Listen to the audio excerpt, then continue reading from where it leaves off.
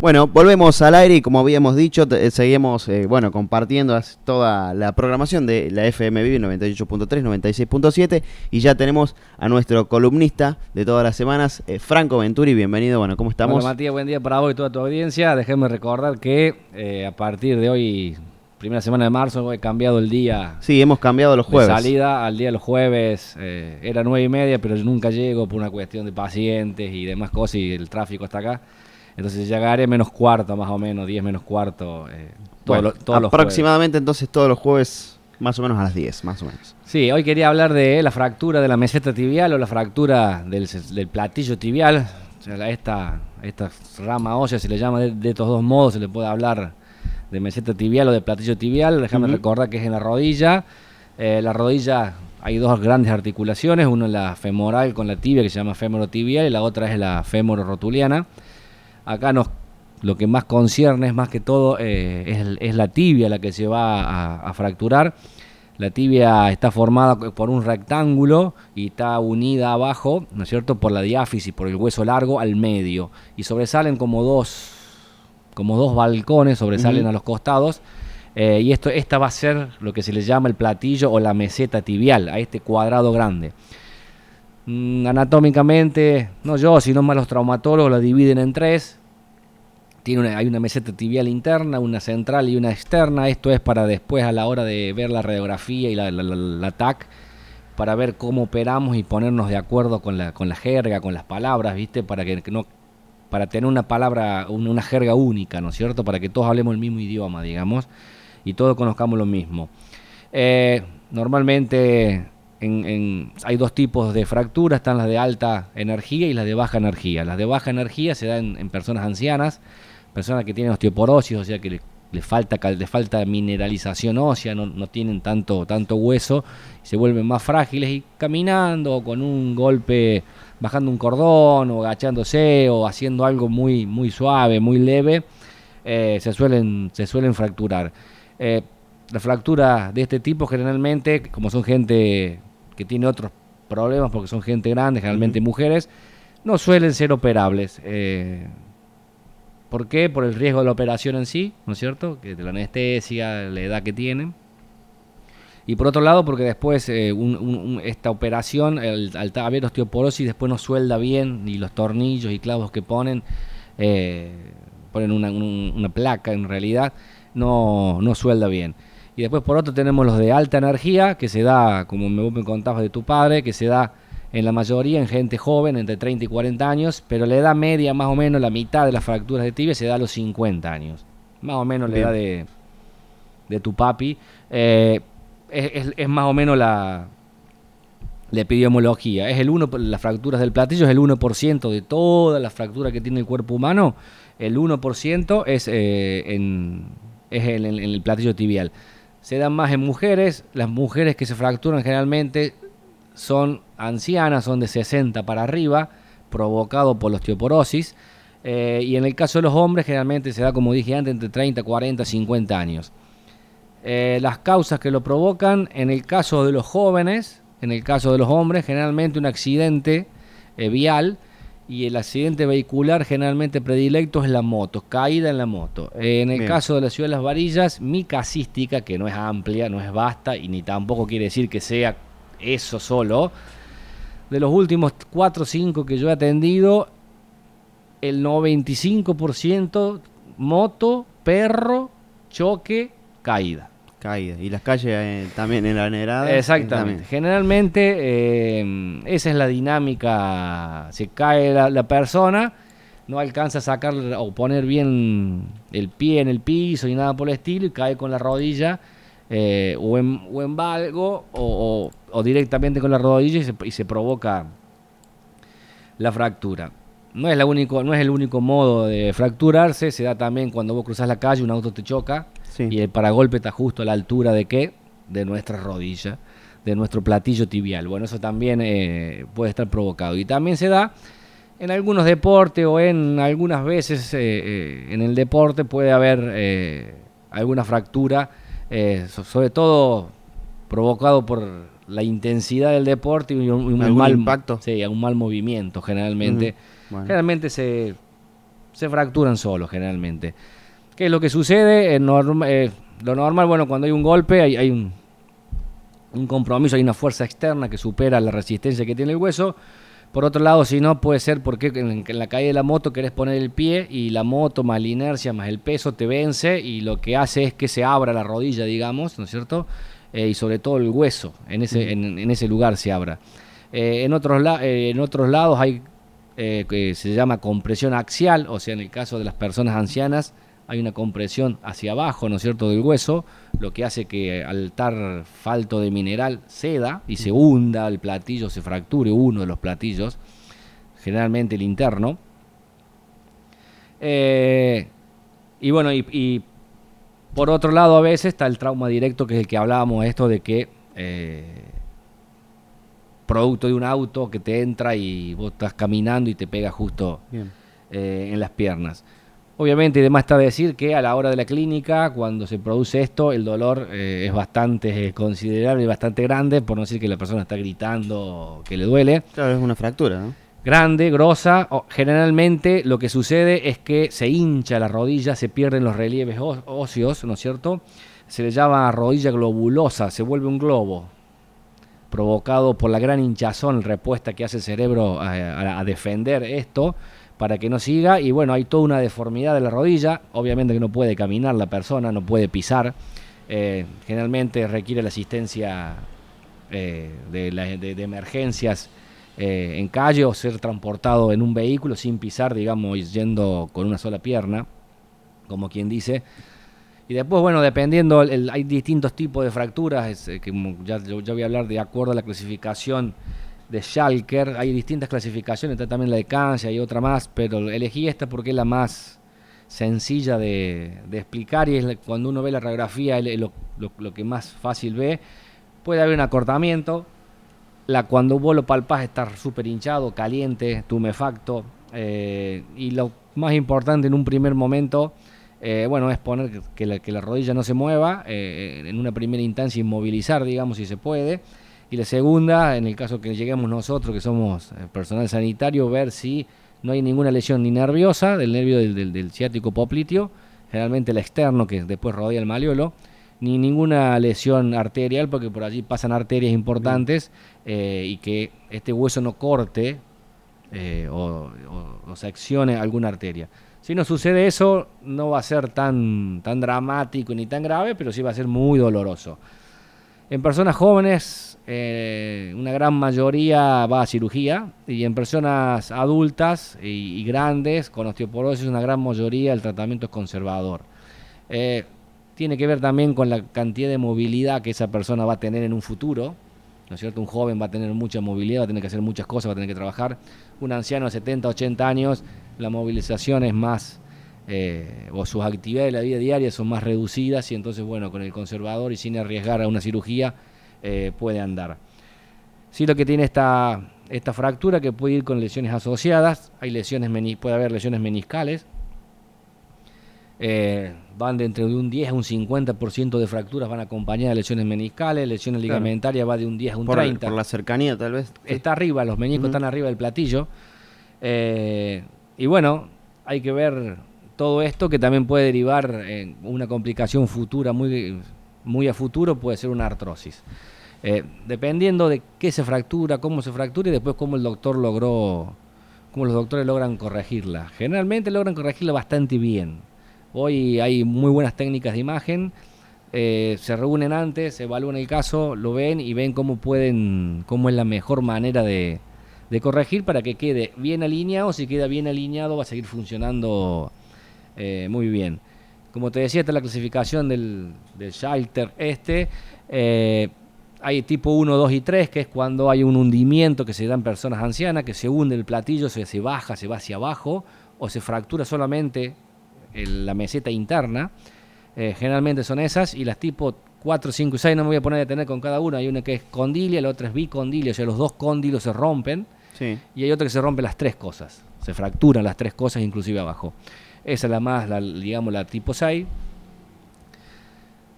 Todas ellas, estas últimas tres, se arregla con cirugía, y ahora te voy a contar que tratamiento conservador que se hace, se le pone un yeso Generalmente es un yeso bivalvo, o sea, se saca y se pone para poder movilizar, para poder higienizar, para poder hacer unos masajes. Y en el caso de las cirugías, lo que se suele poner es o una plaquita al costado, atornillada obviamente con tornillos, a veces van 2, a veces van 4, generalmente van 4.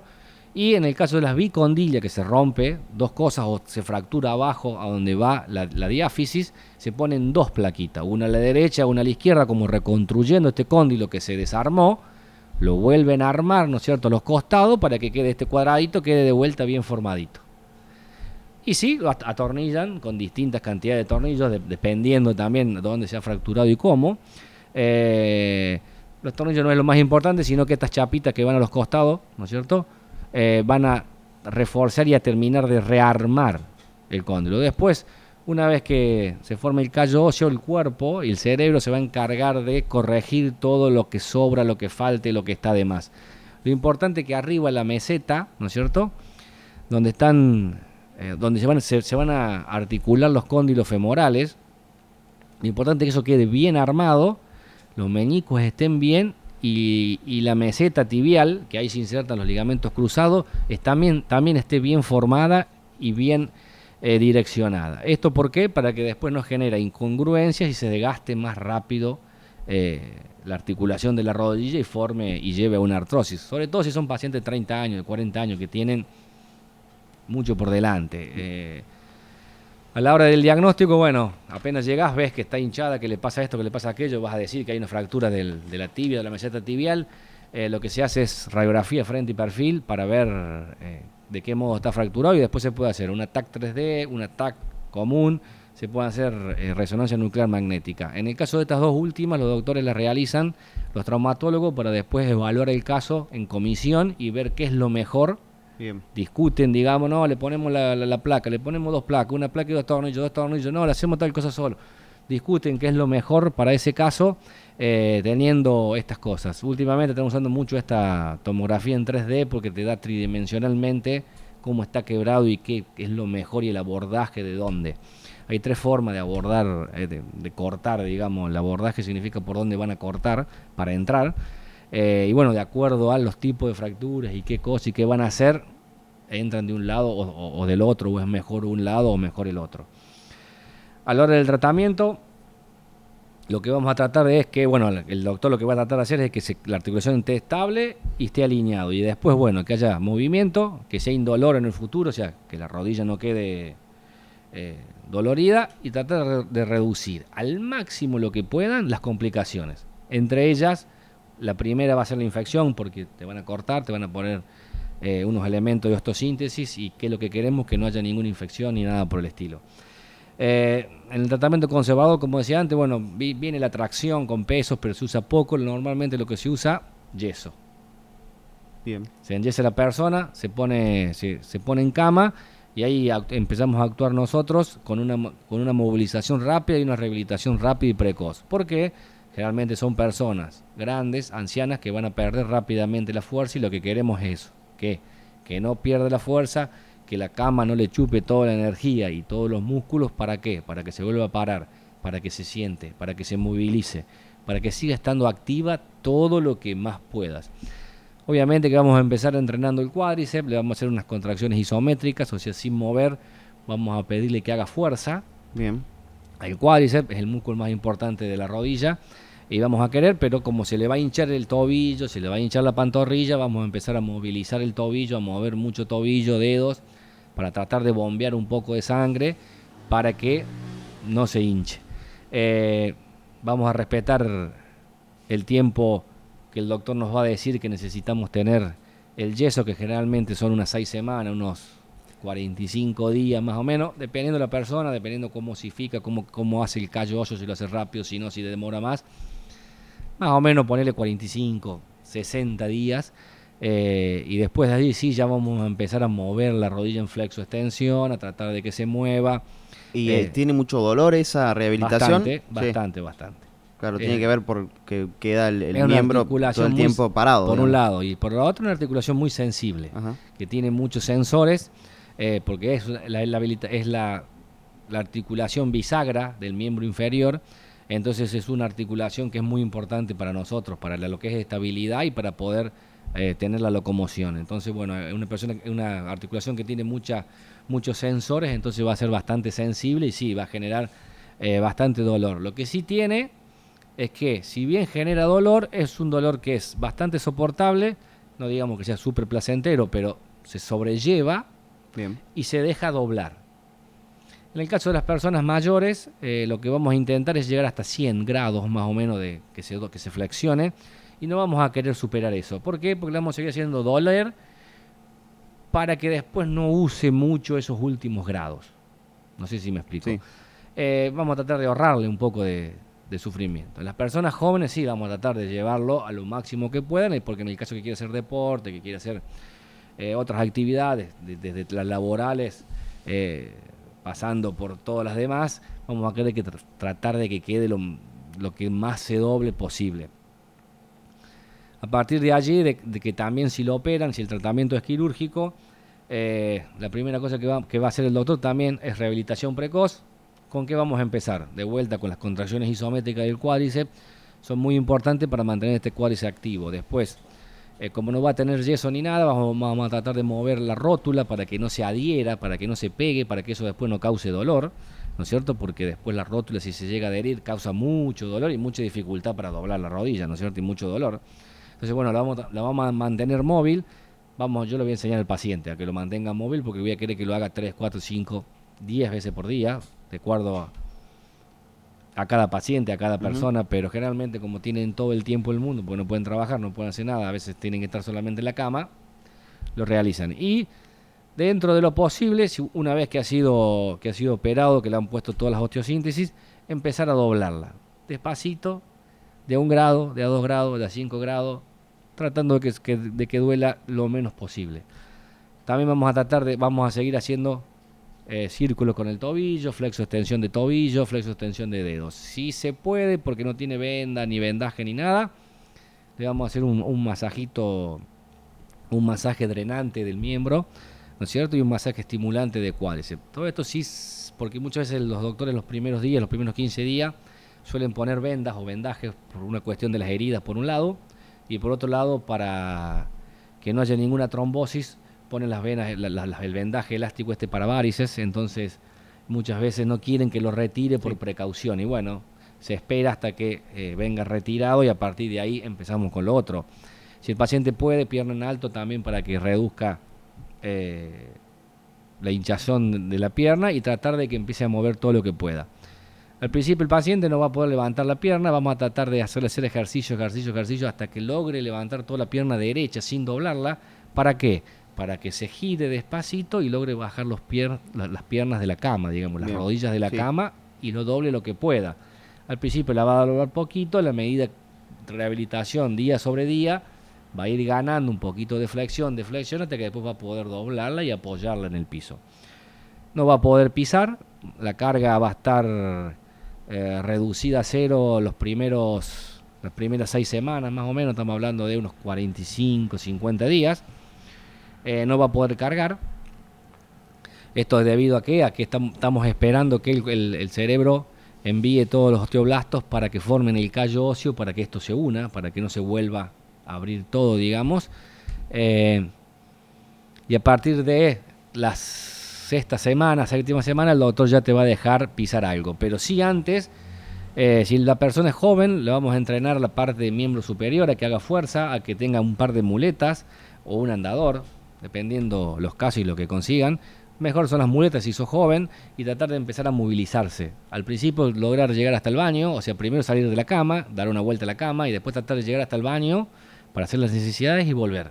Y después, bueno, si se puede, dentro de las posibilidades del paciente, dentro del cansancio general, que vaya hasta la cocina, vuelva a comedor y que se empiece a movilizar para que tenga una vida activa. Bien. Para que empiece también a hacer sus cosas y no subentre, digamos, una especie, no digo depresión, pero te agarra un bajón de que sos un inútil, un vegetal arriba de una cama, ¿no es cierto? Entonces, bueno, para tratar de moverte, hacer cositas, eso te va a hacer que tu autoestima y tu ánimo se eleve. También lo que vamos a tratar de estimular es ejercitar un poco la pierna sana. ¿Por qué? Tratar de fortalecer un poco para que después, cuando tengan que cargar la pierna sola y llevarnos, transportarnos, tenga un poco más de fuerza.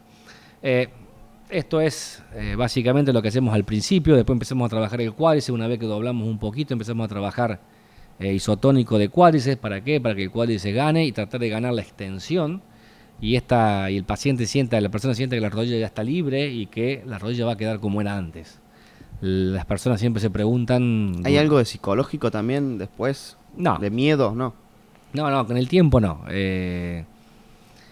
Cuando la persona al principio, cuando tiene la pierna hinchada, deformada, y no es más su rodilla, y sabe que se quebró esto y esto, la pregunta que se hace es, ¿voy a tener la rodilla de antes? ¿La voy a mover como antes? ¿Me va a quedar como antes? ¿Esto por qué? Y porque por suerte no nos quebramos 3 o 4 veces en la vida la rodilla y ya sabemos lo que nos va a pasar. Entonces, bueno, es una situación completamente nueva. Y si sos joven tenés muchas cosas por delante para hacer. Y querés volver a ser el que eras antes. Claro. Entonces las dudas empiezan por allí. Y la otra cosa que existe es un poco de ansiedad que nos lleva a querer ya caminar, ya pisar. ¿Y cuándo voy a pisar? ¿Y cuándo? Y estar un poco apurados con respecto a eso. ¿Pero por qué? Porque somos seres de movimiento. ¿Y qué querés? Querés desplazarte por tus propios medios y en tus dos piernas. Y es normal que eso también suceda. Y es un bajón cuando te dicen, no, por 45, 60 días no vas a pisar. Y no es fácil al principio de digerir. ¿Por qué? Porque te cuesta pensar, 45 días antes que pasen, acá encerrado como un preso contando día por día, no me pasan malas horas, mientras tu mujer se va a trabajar, tu hija se va al colegio, el otro se va a tal cosa, tu vieja se va a tal otra, y vos te quedas ahí sin hacer nada. Entonces, bueno, subentra un poco eso. Pero después la rodilla, si yo le llamo, no explotó tanto, si no quedó cuando se fracturó no quedó con muchos fragmentitos muy chiquitos que se llama multifragmentario, o sea, si no se molió, la rodilla generalmente queda bien. Ahora, cuando se muele, es más difícil de reconstruir, no sé si me explico bien. Sí. Al estar toda molida y varios pedazos, es difícil de que quede como era la original. Y que todo se una espectacularmente y que quede bien, y entonces así suele quedar a veces con algunas complicaciones como puede ser la artrosis, o que se hinche constantemente y cada tanto, con determinados movimientos o camino mucho, se me vuelve a hinchar un poquito, y eso sí es una complicación que queda a futuro, pero depende de esto de que yo te digo, de que el doctor la pueda no solo rearmar bien, sino que no haya quedado tan molido el hueso. A más molido queda el hueso, más dificultad tiene el doc o los doc para armarla bien y que quede así. ¿Me explico? Sí. Entonces, y más le va a llevar al cerebro amalgamar todo de vuelta y que nada se mueva. Entonces, bueno, eso es una complicación que puede dar a futuro. La primera es una infección, producto de las heridas, algún bicho que entre, y eso sí puede ser una complicación inicial. Después, bueno, vamos a tratar de que este paciente deambule, de que este paciente siga moviéndose. Vamos a tratar de insistir de que se siente en sillas normales, de que coma, de que desayune, de que haga toda su vida lo más normal posible y que cada vez que se siente trate de doblar la rodilla todo lo que pueda y que trate de doblarla y tirarla para atrás y llevársela con la mano despacito y que vaya. El objetivo es que doble lo más que pueda, tratando de que sufra el dolor lo menos que pueda. Esa es más o menos la base en la cual nos movemos. A partir de la sexta semana, dependiendo de la radiografía después, ¿no es cierto?, y de la osificación de cada uno y la calcificación de cada uno, algunos a la sexta, otro a la octava, algunos a la quinta, que se ha dado también los casos, ya le va a dejar hacer un poco de apoyo parcial, le va a dejar pisar un 25%, algunos le dejan un 40%, dependiendo del doc, dependiendo de lo que ve, ¿no es cierto? Y bueno, y ahí ya va el paciente con muletas, va a poder apoyar su pierna. Al principio generalmente yo suelo llevar una balancita para que pese el 40 y se entienda cuánto es el peso que tiene que soportar. Y se va a ayudar obviamente con las muletas y bueno, eso va a ser una gran alegría porque va a volver a sentir su pierna apoyar y que le genere fuerza hacia arriba y va a sentir algo que le empuja, que es el piso que le está mandando fuerza. A su vez es como, yo le digo que es un renacer, es como si volvieras a nacer y volvieras a caminar, nada más que con 30 y pico, 40 años. Una vez que logramos esto, Esto se estira más o menos hasta los 3 meses, hasta las 12 semanas, este apoyo parcial y cada vez mayor.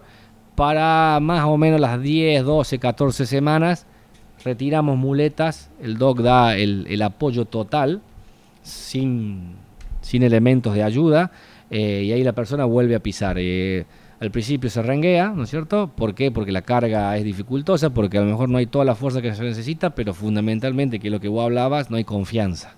No hay confianza en esta nueva rodilla. A su vez, fueron muchos meses sin que el cerebro moviera, pisara, y él está como que se olvidó. Entonces hay que volverle a mandar la info para que recuerde y traiga, la rodilla era esto, pisar era así, caminar es así. Porque el cerebro se adaptó a la nueva situación de estar en la cama o no mover. Bien, sí. Entonces, bueno, tenemos que readaptar eso y, bueno, vamos a empezar a que haga un paso de a poquito y que vaya cargando cada vez más y cada vez más. Vamos a jugar lo que yo le llamo bailar, ir y venir con la pelvis hacia una pierna y hacia la otra, haciendo un paso, pero no lo hago al paso, sino que me quedo en esa pierna y le cargo y vuelvo, voy y vuelvo, después hago un paso y vuelvo, que es el paso de baile, voy y vengo. Al principio la gente evita un poco el peso hasta que entra a agarrar confianza con el correr de los días, del tiempo, y entra cada vez carga más, siente que no duele, carga y, bueno, así sucesivamente hasta que la persona puede empezar a caminar. Al principio un poco rengueando y después de a poquito cada vez menos renguea, cada vez menos y vuelve a ser la persona que era antes. Por ejemplo, el uso de la bicicleta en esta etapa ya mucho antes. Yo te estoy hablando ya de que terminamos de cargar el peso y terminamos casi la fisio. La bici, a los 15, 20 días, una bici fija, no dos ruedas, sí. Bici fija ya se puede usar. Dependiendo también, te vuelvo a repetir, de lo que diga el doc. ¿Por qué? Porque no todas las fracturas son iguales, no todas las personas son iguales, y te vuelvo a repetir. Una cosa es que te fracture en 3 partes o 2 partes bien definidas, y otra cosa es que haya que se haya molido el hueso, ¿no? En estos casos, en los casos más graves, se estira un poco más. La bici se hace generalmente más adelante. En los casos más comunes, más normales, sí, a los 15, 20 días, al mes, se puede hacer una bici fija, y normalmente a ese tiempo, una vez que cerró, cicatrizó bien la herida, que no hay nada abierto, se puede hacer pileta. Empezar a no cargar la pierna, pero sí empezar a hacer movimientos, ejercicios de pileta. Después a los 30 días, el doc el traumatólogo hace una RX de control para ver cómo va, si se movió algo o no se movió algo, por un lado, y por el otro si está generando el callo óseo, ¿no? Y en qué punto va. Y de acuerdo a eso, él te va diciendo, sí, carga más, carga menos, empezá o no en agua, sí o no, y ahí va viendo. Generalmente el cerebro y el ser humano, al partir los 45 días, empieza bien, con la osificación, y que esté bien el callo y que sea bastante duro como para poder empezar con los primeros pasos, digamos. Pero sí se empieza con bicicleta fija y con natación. Bueno, ahí sería toda la rehabilitación. Exactamente. Bueno, y a perder el miedo también. Sí, pero como son 3 meses, al ser largo, el miedo se va perdiendo de a poco. Después sí, al último, cuando te sacan, te acostumbras tanto a las muletas, que cuando te las sacan, sí tenés miedo a pisar, porque te habías acostumbrado a las muletas. Entonces, bueno, ese es el último paso en el cual tenemos que vencer, que es sacar las muletas y pisar. Después también, dependiendo del tipo de fractura, muchas veces se puede hacer antes, y de a poquito con una sola ya le vas diciendo que pisa al mismo tiempo, y la persona va jugando con eso. También depende de las personas, si tienen miedo, si no tienen miedo, si son más arriesgadas o valientes en hacerlo solo o no, en practicar o buscar su límite. Hay un poco de todo, y bueno, yo te hablo de algo general más o menos, y lo que nosotros como kine hacemos como general. La rehabilitación sí es larga. Al principio se va todos los días, ¿no es cierto? Digamos el primer mes, pero después, una vez que ya logramos que la rodilla se doble, que el paciente entienda qué tiene que hacer y qué tiene que pisar, ya yo voy estirando al menos los días, que vengan mucho menos, porque total nosotros cada vez tenemos menos que hacer y más tiene que hacer el paciente, y por otro lado hay que esperar que el cerebro actúe y que el cuerpo calcifique todo de vuelta, que el callo, y que se una todo de vuelta. Ya no depende de nosotros, no hay aparatito que vos le puedas poner Dicen que la magneto ayuda, pero si fuera por eso todos le pondrían magneto y no le ponen a todos magneto. Entonces es un verso esto, que la magneto ayuda con la osificación. Lo que hay que hacer es esperar que ande, y sí, si de a poquito le pones un poquito de peso, un poquito de carga, lo vas a estimular un poco, pero tampoco hay que pasarse. Entonces, bien, bueno, es un equilibrio en el cual hay que jugar, y sobre todo el paciente tiene que tener mucho feedback con su rodilla. Y siempre no ir al dolor. Jugar ahí en el límite, en el borde, en la molestia, pero no en el dolor.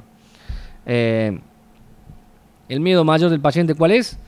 En el momento en que le dicen que durante 45 días no tiene que apoyar. Es cuando más el paciente más miedo tiene, porque le dijeron no apoyes, y porque se resbaló, porque se patinó la muleta, porque apoyó un poquito y le da miedo que le haya pasado algo. En el 90%, 95% de los casos no pasa nada, porque generalmente cuando apoyan tampoco es que se tiran arriba de la pierna y saltan en una pierna, ¿me entendés? Es un apoyo leve que no provoca ningún problema. Tiene que ser un apoyo más fuerte, pesado, para que logre después mover algo de las osteosíntesis. Bueno, muy bien. Entonces, Franco Venturi, gracias por venir. Nos vemos la próxima semana. Gracias a vos, Matías, y un saludo para toda tu audiencia. Muy bien. Franco Venturi.